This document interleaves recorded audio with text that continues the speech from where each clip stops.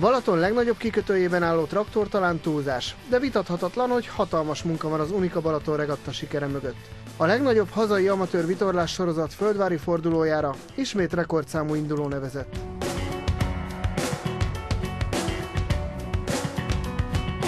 A korábbi tippen pont bejött 100 hajó nevezett, úgyhogy kerek szám volt, el is indult mind a 100 hajó, egy elkésett, úgyhogy 99 szabályos rajtoló volt, 97 befutóval, 2 hajó közbe kiállt.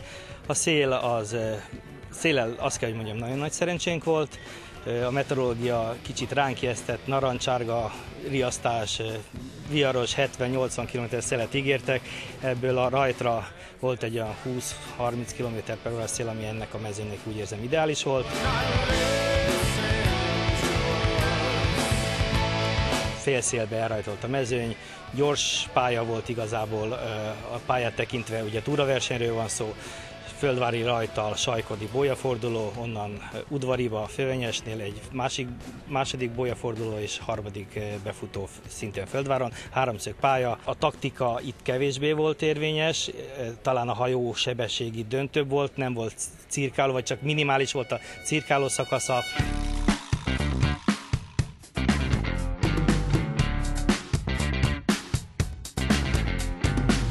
A Dolce Vita fedélzetén a névadó szponzor által meghívott élsportolók is kipróbálhatták magukat. Jelen vagyunk általában így a regattákon. Nem tudom, 3.-4. alkalommal voltunk itt, de először sikerült felverekednem magam versenyhajóra, és hát nagyon meg volt elégedve velem a kapitány, mondjuk az első 10 mondatából az és az azon kívül semmit nem értettem, csak ilyen shrift, meg drift, meg ilyen szakkifejezéseket üvöltözött. Nagyon sok a lelkes amatőr tényleg, a hobbi vitorlázó, de a mezőny eleje úgy gondolom itt is azért kemény. Az első 20-25 hajó az, aki tényleg arra koncentrál, hogy minél előrébb végezzen, és nem arra pedig, hogy inkább még egy sört ígyunk, csak hogy ne fussunk be hamarabb. Én nem gondoltam volna, hogy ilyen rendezvényre kell jönnöm, hogy hajóra is kell szállnom, erre nem számítottam és nem is mondták, de nagyon élveztem, tényleg soha nem vitorláztam még, és most azt mondom, hogy majd mondtam azt, hogy kedvet kaptam hozzá, tényleg egy nagyon jó dolog.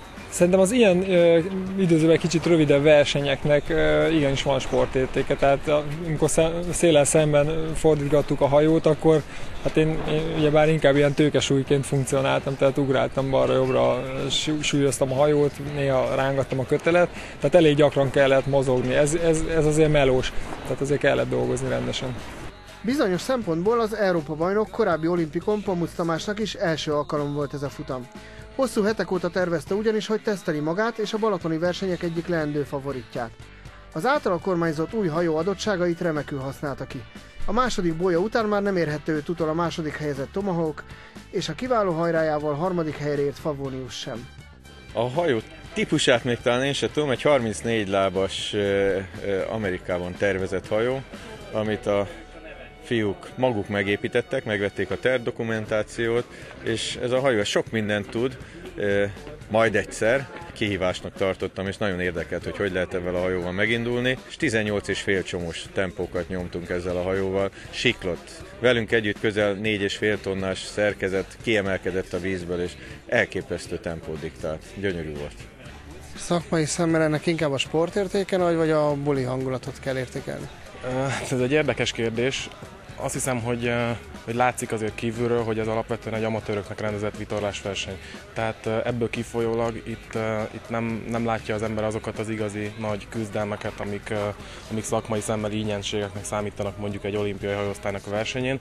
Ugyanakkor viszont kicsiben itt is ugyanazokat látja az ember, nyilván több hibát vétenek a versenyzők, de ez is ugyanúgy érdekes tud lenni.